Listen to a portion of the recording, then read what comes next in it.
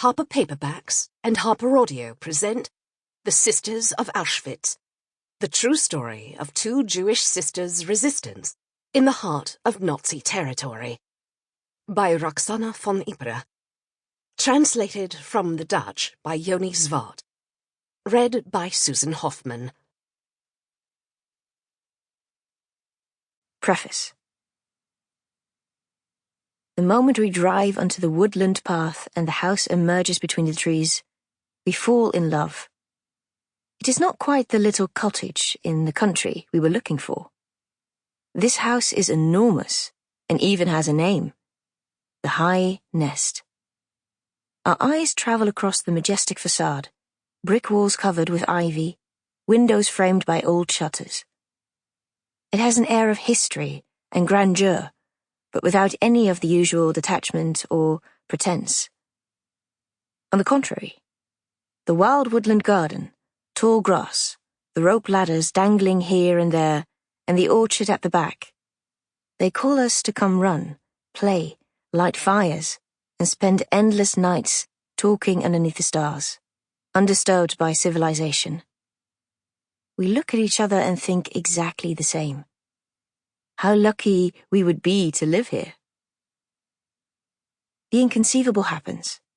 In the late summer of 2012, my husband and I, our 3 young children, an old German shepherd dog, and 3 cats move into a caravan in the garden of the High Nest, and we embark on the long journey of restoring this extraordinary place to its former glory.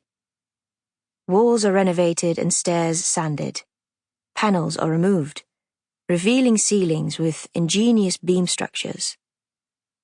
With our bare hands, we tear away the carpets, and in almost each room, we discover trapdoors in the wooden floors, hiding places behind old paneling. There we find candle stumps, sheet music, old resistance newspapers. And so, along with the renovation of the High Nest, begins the reconstruction of its history.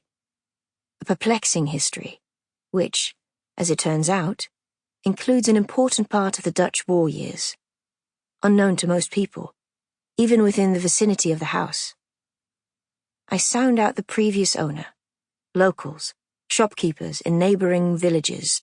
I dive into land registers and archives, and go from one surprise to the next.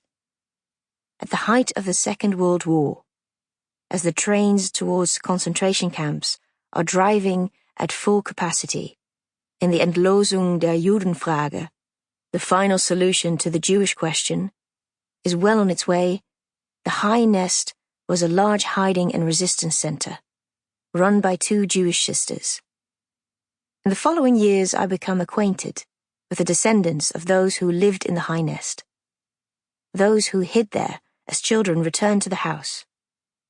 They offer me their memories and personal documents, so I can give this story color and the sisters a voice. Slowly, but surely, room by room, the pieces of the puzzle start to form the unbelievable story, which now, 6 years later, is committed to paper. It is a history that confirms my very first feeling. This house is bigger than we are. We are merely the passers-by, lucky enough to live here. Part 1. War. When we have to fight, so be it. One cannot become untrue to oneself. One cannot fool oneself either. This is what we believed in. We did what we had to do, what we could do.